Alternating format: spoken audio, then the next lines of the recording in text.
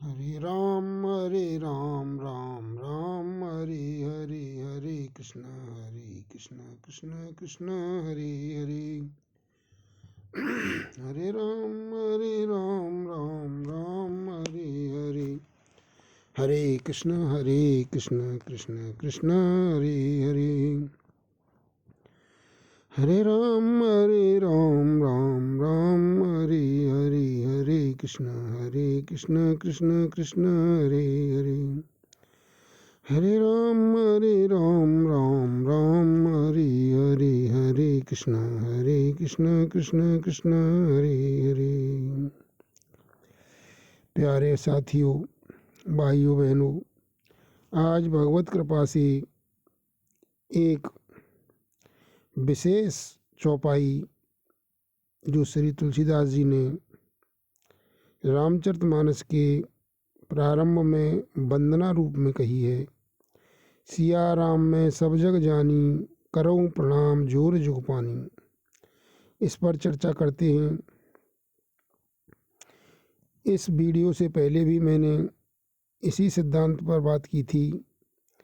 उसमें भी कहा था कि जो ज्ञानी लोग हैं वो ऐसी चौपाइयों का, ऐसे श्लोकों का, दोहाओं का, मंत्रों का एक विशेष अर्थ करते हैं और वे सब कुछ भगवान ही मानते हैं और एक ही सिद्धांत को, अद्वैत सिद्धांत को पुष्ट करने की कोशिश करते हैं।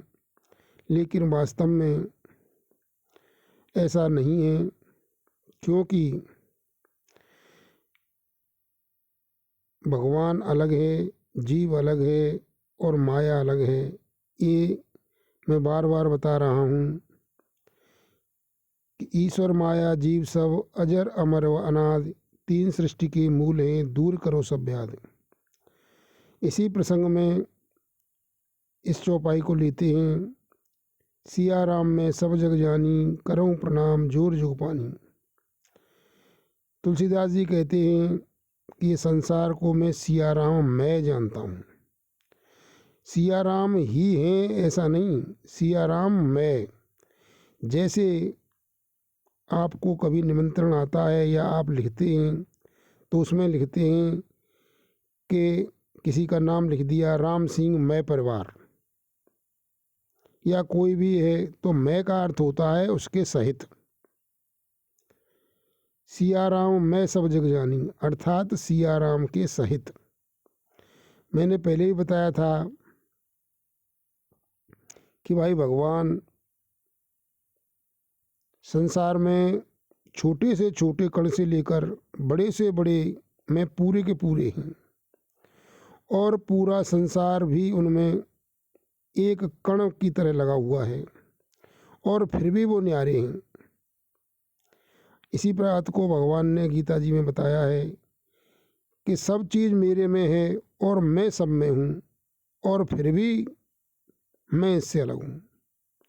तो भगवान इस तरह से विचित्र हैं। तो सिया राम में सब जग जानी का अर्थ होता है कि भगवान पूरे संसार में हैं, अर्थात संसार अलग है।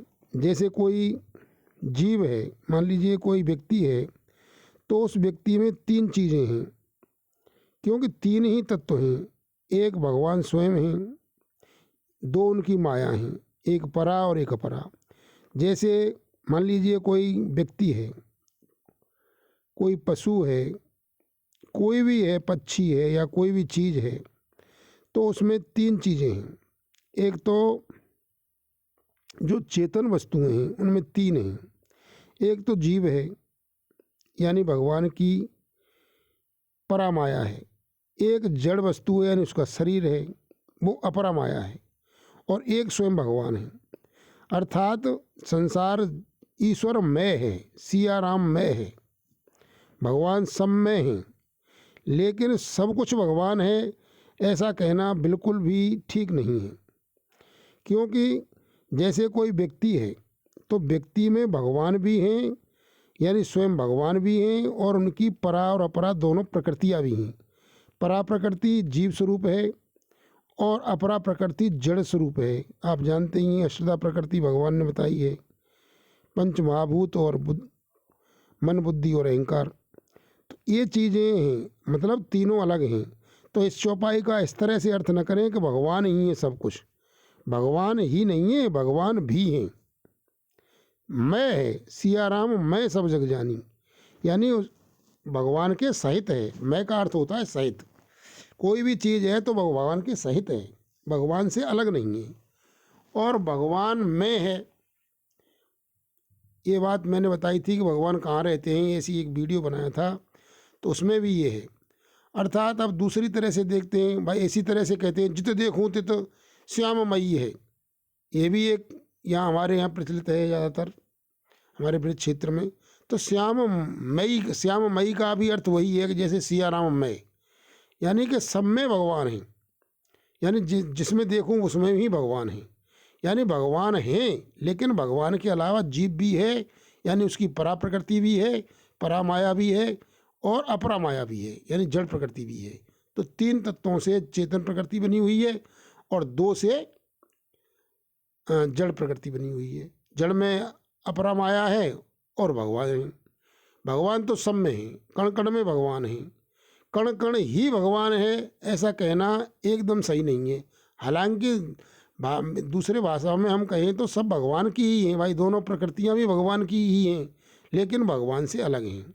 क्योंकि इस बात को ईश्वर अंश जीव अविनाशी, अविनाशी है तो फिर वो भगवान में थोड़े ही है, यानी भगवान से अलग है। और इसी बात को गीता जी में भगवान कहते हैं कि ममई वांसो जीवलोके जीवभूत सनातन। और सनातन का अर्थ भी वही होता है कि जो आदि में है, आदि से है, इनका कोई आदि नहीं है यानी अनादि है, और जिसका कोई अंत नहीं है यानी अनंत है। सनातन का मतलब वो है वही है जो अविनाशी का है, अर्थात इसका कभी नाश नहीं होगा। तो जीव का कभी नाश नहीं होगा, ईश्वर अंश जीव अविनाशी, तो ये अलग है। इस भाव को इस तरह से समझें, क्योंकि अगर एक ही होता तो बार बार सभी शास्त्रों में, और यहाँ तक तुलसीदास जी भी कहते हैं जब वो प्रसंग आता है वाल्मीकि जी वाला, मैंने इससे पहले बताया था कि जग पेखन तुम देखन हारे और विधि हरि शंभु नचावन हारे, और तेऊ न जाने मरम तुम्हारा और तुम्हें को जानन हारा। अगर जब भगवान ही हैं, सब कुछ भगवान ही है, तो विधि हरि शंभु क्या अलग से हो गए? तो वे क्यों मरम को क्यों नहीं जानेंगे? अर्थात वो अलग हैं और भगवान अलग हैं। इस तरह से समझें, सिया राम में सब जग जानी, अर्थात सिया राम सब में मिले हुए हैं लेकिन हैं अलग। इस बात को समझें कि भाई भगवान सब में है लेकिन सब कुछ ही भगवान है, ऐसा नहीं।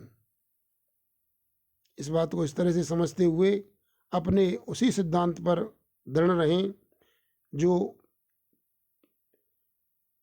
तीन प्रकृतियों को, तीन तत्वों को बताता है, दो प्रकृति और स्वयं भगवान, अर्थात